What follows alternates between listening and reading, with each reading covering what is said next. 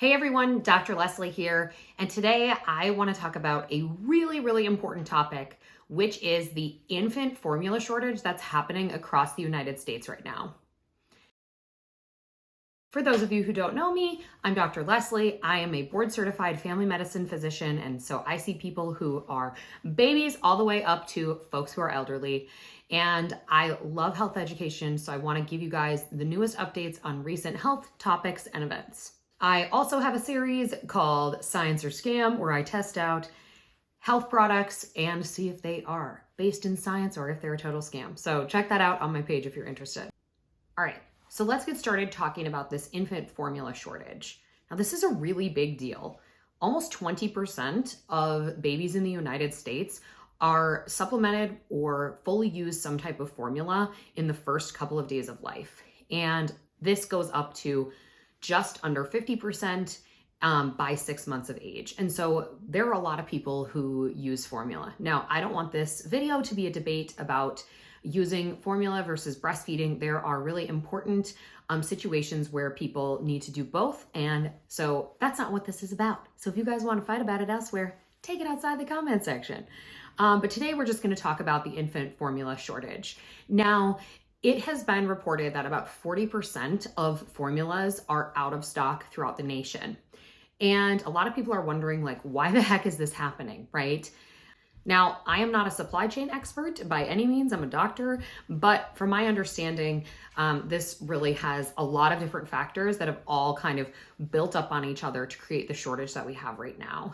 Some of those being already pre-existing supply chain issues from the pandemic. Lots of things have been out of stock recently if you've been to stores.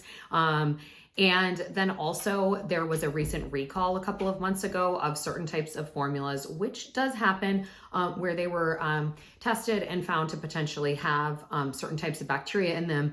That recall was, again, it was months ago, but we're still seeing the effects of that happening now with some of these supply chain issues. And I think all of this kind of spiraled and built up, and we're in the position we are in right now.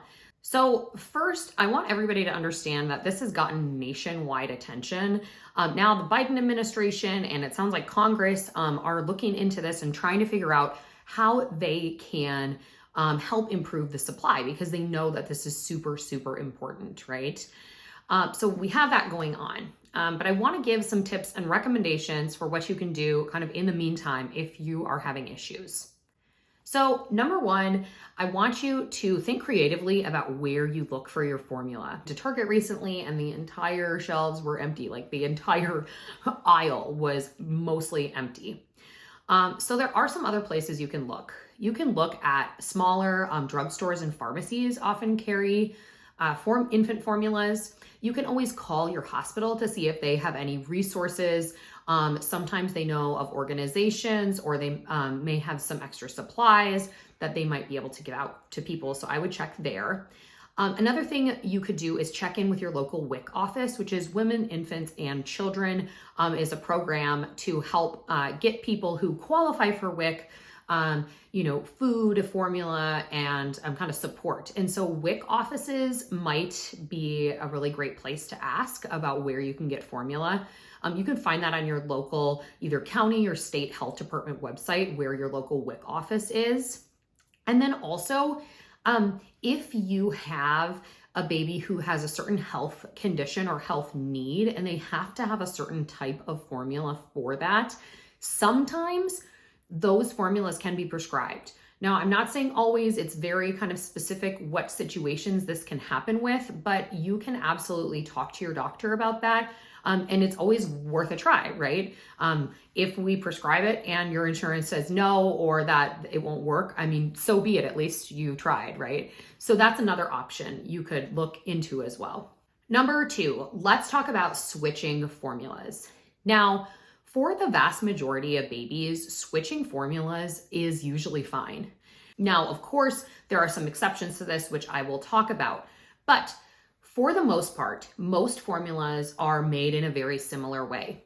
So it's okay to switch. But really what you're going to be looking for if you're switching formulas is kind of switching to a similar type. So for example, if your baby uses an infant formula that's just like the standard cow's milk based infant formula, you can check another brand that has a similar kind of ingredient list and switch over. Another option would be to switch from a soy-based to another soy-based, or a sensitive to another brand of sensitive. So usually changing over is not a huge deal. Sometimes parents can see something like, a little bit of change in their poops. Sometimes it'll be more mushy, more firm, a different color. That's really common with different types of formulas. So you might notice little changes like that. So just reach out to your baby's doctor or advanced practice provider and talk with them if you're interested in changing, because for many babies, I'm sure their healthcare provider would say, yeah, that's probably fine to switch from this one to this one. The one exception that I want to talk about is for babies with specific health concerns.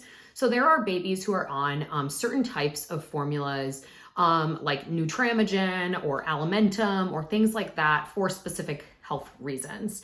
And if babies are on a certain type of formula for a specific health reason, you should not change without getting approval from a medical professional first. I mean, regardless, it's good to talk to your doctor before you make a change in formula, but really with the kids who, the babies who are on a specific type for a very specific health reason, then you really want to talk to your doctor more about that. So 3, what are some other options, right? If you are thinking, well, gosh, I have a little bit of milk production left. Do I want to go back to that? Or what else can I do, right? So if you make any type of milk at all, you can make more. You can oftentimes start to increase your supply if that's something that you and your healthcare provider feel like is a good fit and is right for you. Again, talk to your healthcare provider about if restarting breastfeeding is a good or right thing for you. But ways to help stimulate milk production are usually by either having your baby attach and latch onto the breast, even if not much is coming out. Just doing that can help stimulate more milk production, or you could try pumping, and doing this every couple of hours could help increase your milk supply from where it's been. And you can always try that, of course, with approval from your healthcare professional, and if you're feeling like that's a good fit for you, but you can increase milk supply. And so that is an option kind of as a backup for people who think that that would be a good fit for them. Finally, I just really want to talk about how important it is to avoid messing with formula. So babies should never, ever, ever have watered down formulas. They should never have cow's milk that's substituted with formula or for formulas.